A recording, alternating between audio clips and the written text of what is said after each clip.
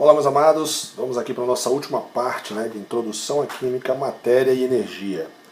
Nós estudamos nas videoaulas mais recentes as propriedades extensivas e intensivas da matéria, fase de agregação da substância sólida, líquida e gasosa, mudanças de fases, nós estudamos e vimos que a vaporização tem três tipos, evaporação, ebulição e calefação. Vimos a diferença de vapor e gás. Aqui eu quero só fazer um parênteses aqui, um atênue.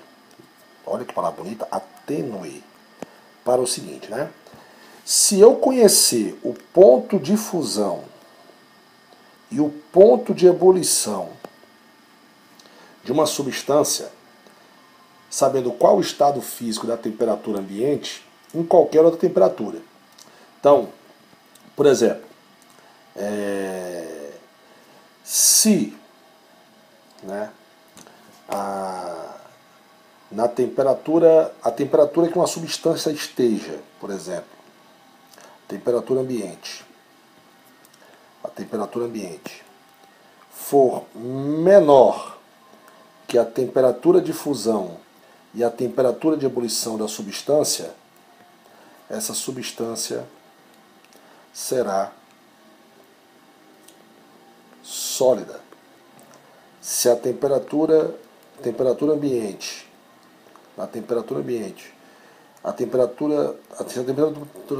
de fusão da substância, temperatura ambiente for entre a temperatura de fusão e a temperatura de ebulição, essa substância será líquida.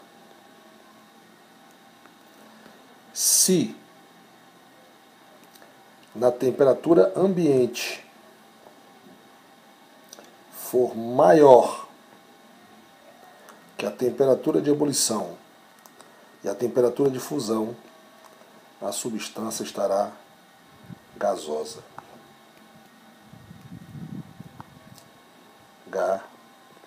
Vou fazer um exemplo para vocês aqui, Vamos supor que, vou pegar uma substância qualquer, a temperatura de fusão de uma substância A é 20 graus Celsius e a temperatura de ebulição da substância A é 200 graus Celsius. Vou botar 200 não, que vai ficar muito... Vou botar 180 graus Celsius. Então vamos lá. Vamos supor que essa substância esteja agora a uma temperatura de 10 graus Celsius. Qual seria o estado físico da substância A? A 10 graus Celsius, a substância A seria sólida. Por que, Sandrão? Porque a essa temperatura ambiente aqui, de 10 graus Celsius é menor que 20 graus Celsius, que é a sua temperatura de fusão. Vamos supor que a temperatura ambiente em que a substância A esteja seja 30 graus Celsius. O seu estado físico a 30 graus Celsius será líquida. Oxi, Sandrão, por quê? Porque 30 graus Celsius,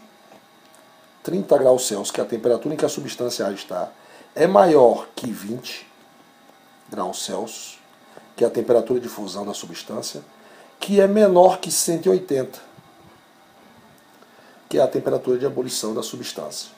Se a temperatura da substância, a temperatura ambiente em que a substância esteja, por exemplo, for 200 graus Celsius, ela vai estar no estado gasoso, certo? Por que no estado gasoso? Vou dizer por quê. Porque 200 graus Celsius é maior que a temperatura de ebulição da substância A, que é 180 graus Celsius, e é maior que o ponto de fusão dela, que é 20 graus Celsius. Beleza? Então, por exemplo, se fosse a água aqui nesse caso, fosse a água, a temperatura de fusão da água é 0 graus Celsius, certo? Então, se ela tiver uma temperatura de 10 graus Celsius, por exemplo, vamos pegar aqui o raciocínio da água, por exemplo, né? Vamos pegar um copo com água. Eu tenho aqui um copo com água. O copo feio da miséria, peraí. Eu tenho aqui um copo com água, H2O. Eu sei que o ponto de fusão da água é 0 graus Celsius. E o ponto de ebulição da água é 100 graus Celsius. Então, por exemplo,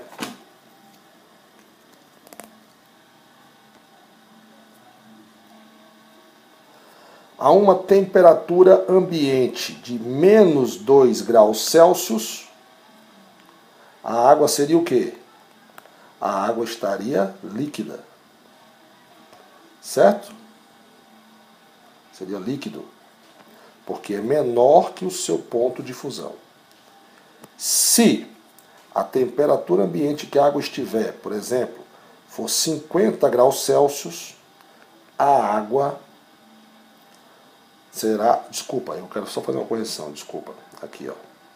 Ela seria sólida, porque é menor que o seu ponto de fusão. A 50 graus Celsius, 50 está entre o 0 e 100, que é justamente o ponto de fusão e o ponto de ebulição. Então ela será líquida. E se a temperatura ambiente, esse recipiente de água estiver a 110 graus Celsius, a água vai estar vapor, né? Vapor de água. Vamos botar gasoso, só para a gente entender melhor. Gasoso. Ok? Por quê?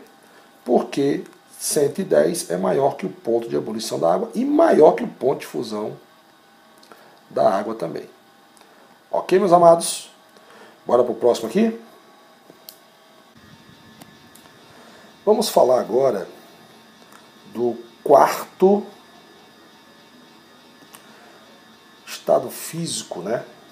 Ou fase de agregação da matéria, que é o plasma, né? Como é que forma o plasma? O plasma ele é formado em altíssimas temperaturas, certo?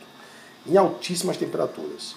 Quando você aquece um gás, então vou pegar aqui, por exemplo, quando você aquece um gás, faz de conta que isso aqui está fechado, né? E aqui você tem partículas gasosas, né?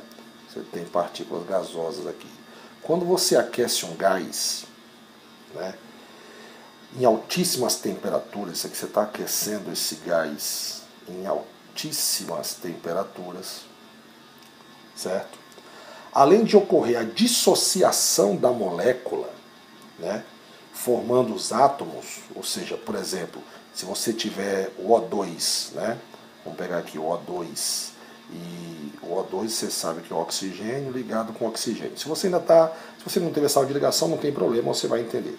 Então, você vai quebrar essas ligações, certo? Ao quebrar, você tem 2 átomos de oxigênio, certo? Você tem 2 átomos de oxigênio, certo? Então, além de ocorrer a dissociação da molécula, formando os átomos, e ainda perde elétrons, ou seja, o átomo de oxigênio, então tem aqui, ó, um átomo, lá tem no núcleo, né? Você tem o núcleo, deixa eu desenhar aqui, você tem aqui o núcleo, e ao redor você tem a eletrosfera, você tem aqui o elétron, né? Você tem aqui o elétron, né?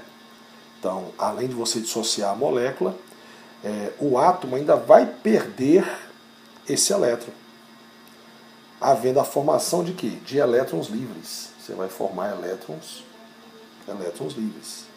E cátions, né? Porque agora o oxigênio passa a ser, né? Passa a ter um elétron a menos, ok? Uma coisa importante, o plasma, ele conduz a corrente elétrica, certo? Ele conduz a corrente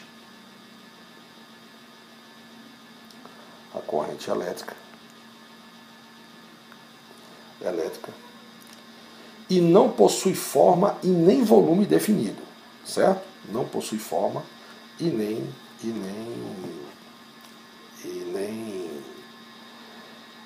volume definido, né? Agora você deve estar perguntando, Sandrão, por que isso acontece aqui, né, de formar os elétrons e tal? O que acontece é o seguinte, Uma substância no estado gasoso, que era o caso, é aquecida, certo? Então aqui eu aqueci o gás, até atingir um valor tão elevado de temperatura, é tão grande essa temperatura, certo? Tão grande a temperatura, que a agitação das partículas, né, a agitação delas,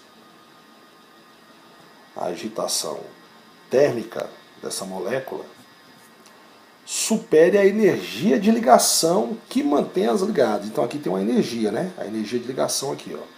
Que você vai estudar mais energia de ligação lá em termoquímica. Mas, só para você ter uma ideia. Então você tem uma energia que mantém os átomos ligados, essa energia de ligação. O cara quebra essa ligação e além de quebrar, como a agitação da molécula é maior que a energia de ligação, entendeu? Além de quebrar, certo? E essa energia que mantém os elétrons em órbitas no núcleo do átomo, certo? Os elétrons acabam se soltando. Então os elétrons acabam saindo por causa dessa agitação da molécula, certo? Então a substância torna-se uma massa disforme, eletricamente neutra e formada por elétrons e núcleos dissociados. Entendeu? Esse é o estado do plasma. Sandrão, aonde acontece o plasma? Né? Aonde é que acontece? Onde é que a gente encontra o estado de plasma? O plasma, ele acontece, que a gente fala, o universo, né, é constituído por 99% de plasma, né? É difícil a gente encontrar aqui na Terra, não é comum no nosso cotidiano encontrarmos substâncias no estado de plasma, certo? Mas ele é constituído 99% de tudo que existe no universo. Então 99% de tudo que existe no universo tem plasma. Então a gente pode aqui citar como exemplo plasma intergaláctico, né? Plasma intergaláctico, certo? Plasma intergaláctico. Esqueci aqui o intergaláctico. As estrelas. E aqui na Terra, nos relâmpagos, né? No relâmpago, certo? Então esse é o estado de plasma. Temperaturas altíssimas, as moléculas se quebram, o átomo perde o elétron, tornando-se cátions e elétrons livres, ok? Podemos ainda fazer um comentário aqui legal, é o seguinte, que observação, né? Observação do tio Sam. Os gases e o plasma, né, eles apresentam algumas características comuns, como, por exemplo, eles possuem baixa densidade, certo? E a capacidade de fluir, certo? Apesar disso, né, apesar de gases e plasma terem essa semelhança de baixa densidade e a capacidade de fluir, eles não podem ser classificados de formas iguais, pois o nível atômico e molecular apresentam estruturas e propriedades completamente diferentes, certo? Por exemplo, o plasma conduz a corrente elétrica, certo? O plasma conduz a corrente elétrica. Melhor do que o cobre, certo? Pode fluir ainda como um líquido viscoso e interagir com campos elétricos e magnéticos, diferentemente dos gases, ok? Então, tá aí um aprofundamentozinho sobre gases para você. O quinto estado físico da matéria a gente chama de condensado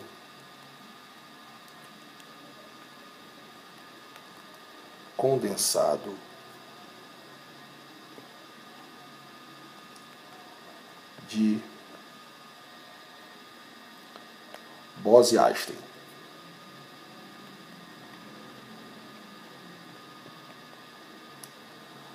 É o quinto estado físico da matéria. Então, olha só.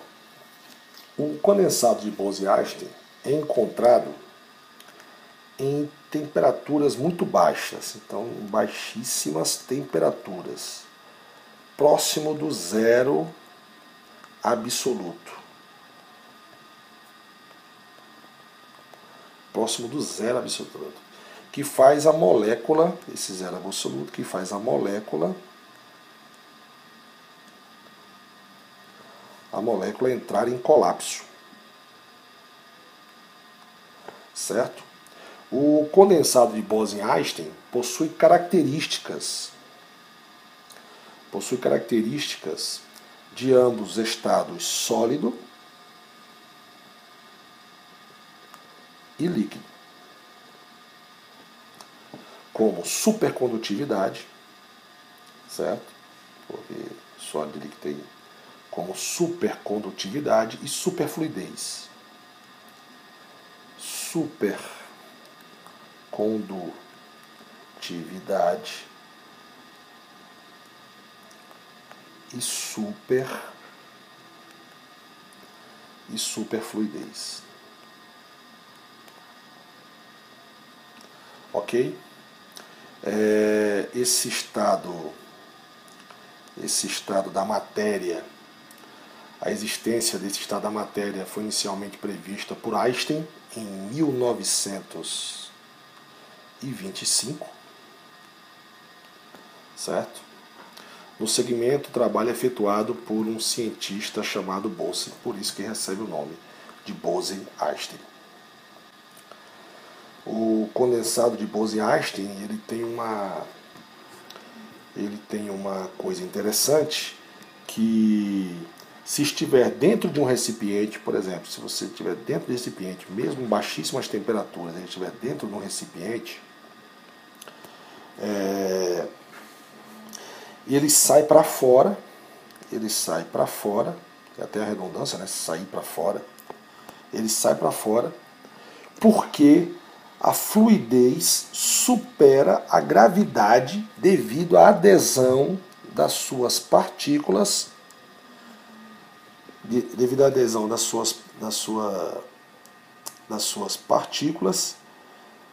entre a matéria e as partículas do recipiente. Então, entre as suas partículas e a matéria do recipiente. É tão forte que ele sai do recipiente. Certo? Beleza? Ele é estudado, o condensado de Bose-Einstein, ele é estudado principalmente na mecânica quântica. Tá? Mecânica quântica. Nós não vamos aprofundar muito nele aqui agora, né? Só foi a título de você conhecer que existe o condensado de Bose-Einstein, certo? Então, o que é que você precisa saber sobre o condensado de Bose-Einstein? Você só precisa saber que são fluidos de baixíssimas temperaturas que fluem espontaneamente para fora do seu recipiente, ok? Esse é o principal, beleza? E agora, para finalizar, como observação do tio Sandro, nós temos mais dois, certo? Que são o seguinte: o condensado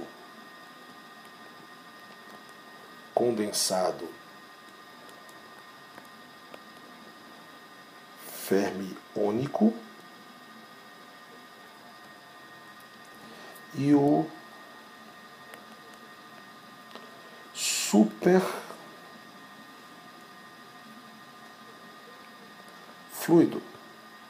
superfluido de palaritons, certo? Ou sétimo estado físico da matéria. Não vou falar sobre eles porque já é um aprofundamento totalmente desnecessário aqui para nossas aulas, que é voltada para o Enem e para vestibulares de nível altíssimo, né? De vestibulares concorridos, certo? Meus amados, espero que tenham gostado. Até a nosso próximo assunto e as nossas próximas videoaulas. Teremos também exercícios, irei resolver exercícios sobre os assuntos que eu estou colocando agora e os assuntos passados também que já estão no canal, certo? Ou na página do Face, beleza? Obrigado a todos e um bom dia.